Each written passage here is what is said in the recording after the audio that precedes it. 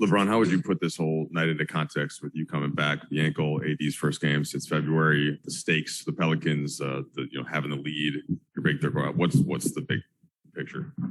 The big picture is that it was pretty much a must-win for us, and we didn't get the job done.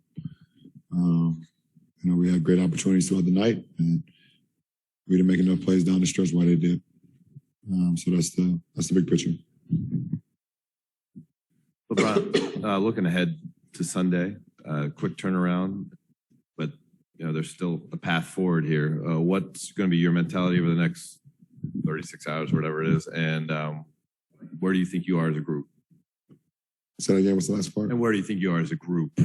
Well, I mean, for me personally, is to get started working on his ankle. Obviously, I mean, it's pretty sore right now, and so. Early start on Sunday. Hopefully it reacts the proper way for me in the morning when I wake up and I have no setbacks. So for me, that's the most important thing for me. I mean, us as a team, obviously, is a tough loss for us. So, we get an opportunity tomorrow to kind of decompress the day off and then get back out on Sunday. LeBron, I think with 4 minutes left, I think you were up 106, 103. Those last possessions for you, I think you guys missed 6 of the last 8. What changed offensively for you guys, or did the Pelicans adjust, or how do you look at those last possessions? I believe we got some really good looks.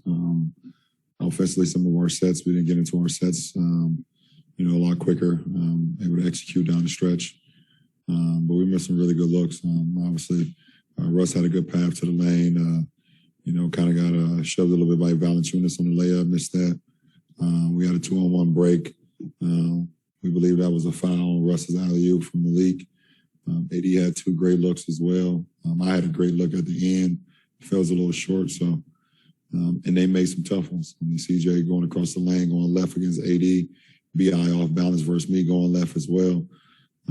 They made shots and we didn't. LeBron, you've been pretty honest this year about kind of the challenges you guys have faced and kind of where this team has been at certain moments. The math just gets really tricky from here in terms of catching San Antonio and getting to the 10 spot. I mean, does taking this loss, you called it a must win, does it feel kind of like maybe the end of that chase? Well, until it says we are eliminated, then it doesn't. So to that moment, then we'll know what our destiny is. But right now, we don't. So just keep pushing forward. LeBron, in a big picture sense, so few things have gone right for this team since opening night. Does that make it harder in those moments, in winning time moments?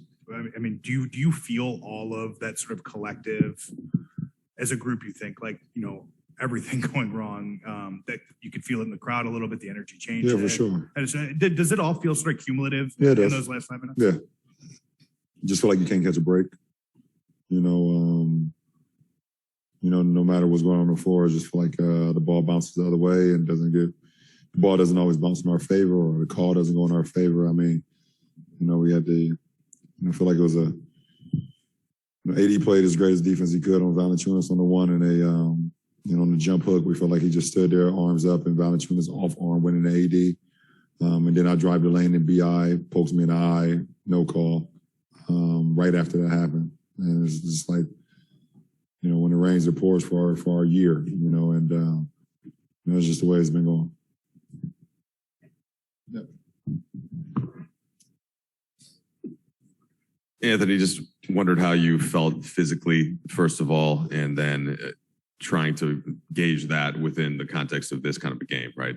Bron said must win. How did you balance those two things, and how do you come out of it? I felt good. Last 4 minutes was definitely a struggle for a start, getting a little sore. But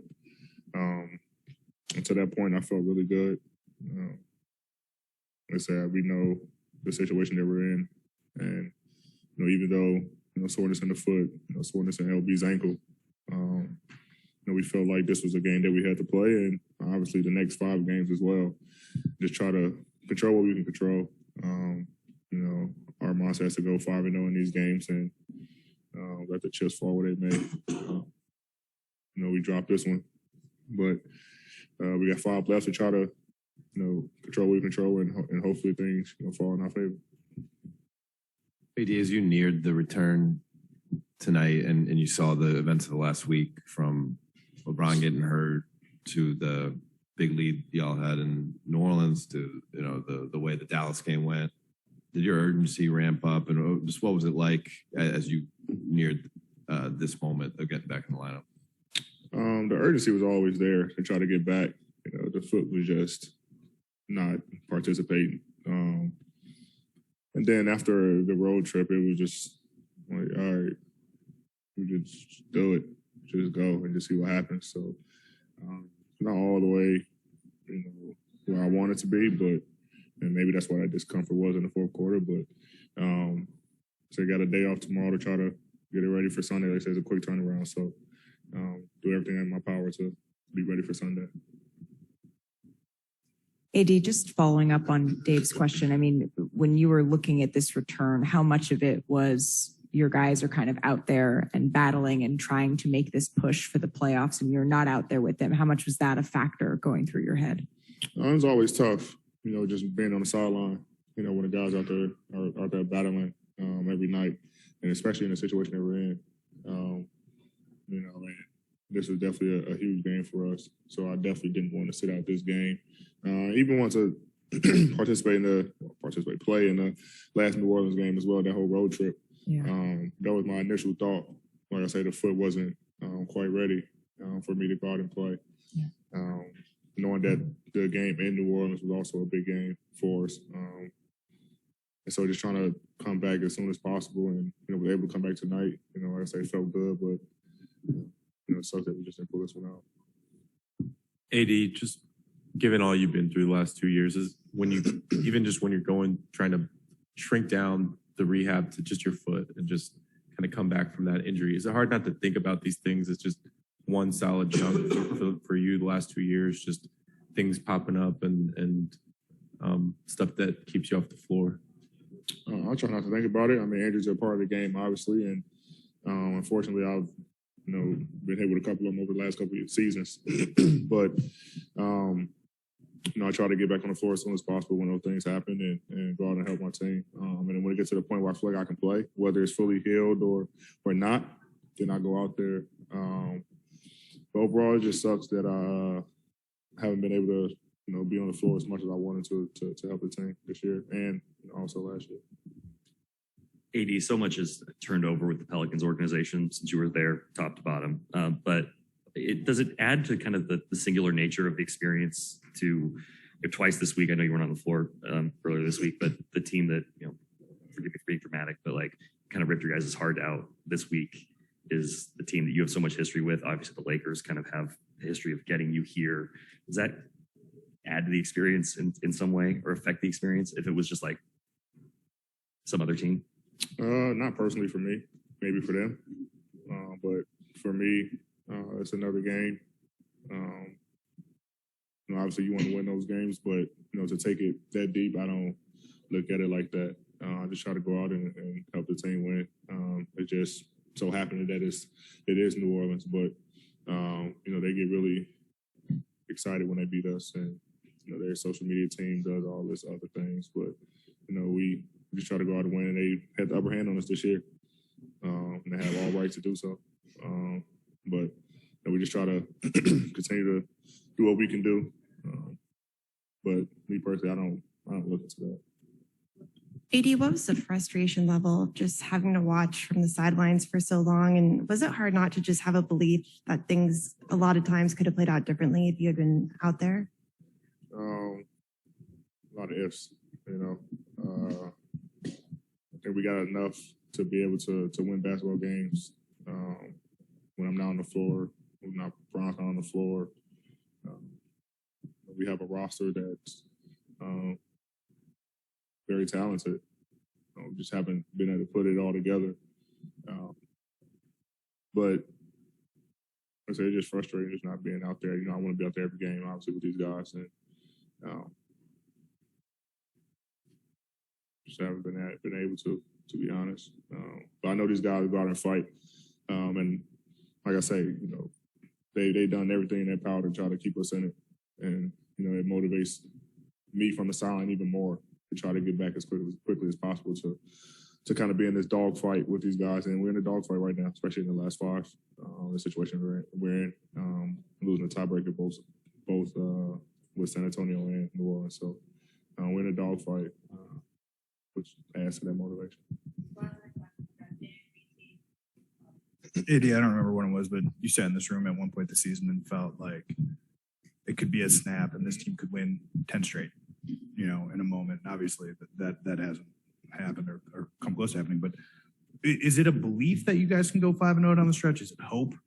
Do you know what I mean? The difference, I guess, between the two? I think it's a little bit of a lot of belief. I mean, we know what we're fighting for. We know the position that we're in, and we're playing against top teams, besides OKC.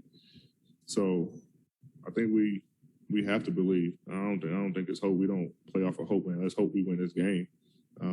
We have to believe, and I believe. I know this guy to my left believes, and everyone in that locker room believes. We got to go out and